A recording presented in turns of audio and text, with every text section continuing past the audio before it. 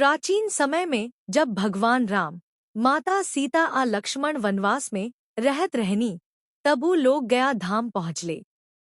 उहे जगह पर बहेला पवित्र फल्गु नदी। एक दिन भगवान राम पितरों के श्राद्ध खातिर सामग्री लावे खातिर जंगल में गयल रहनी। ओही समय पितरों के आत्मा प्रकट भइल आ श्राद्ध के मांग कैलस। समय कम रहे त माता सीता खुदे बालू, रेत से पिंड बना के पितरों के तर्पण कर देहली। पितर प्रसन्न होके आशीर्वाद देके चल गये। जब राम जी वापस आइले त ऊ पूछलन, श्राद्ध कैसे भइल? माता सीता सब बात बतवली। बाकिर जब साक्षी मांगायल त फल्गु नदी, गाय, तुलसी आ पीपल के पेड़ डर के मारे झूठ बोल दहलन की सीता कुछो ना कैली।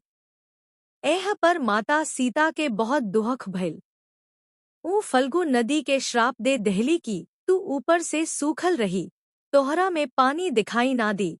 यही कारण आजो फल्गु नदी ऊपर से सूखी दिखेले, बाकिर अंदर रेत के नीचे पानी बहेला। एह कहानी से सिख मिलेला कि झूठ बोलल पाप हा, चाहे केहू काहे ना होखे। सत्य के हमेशा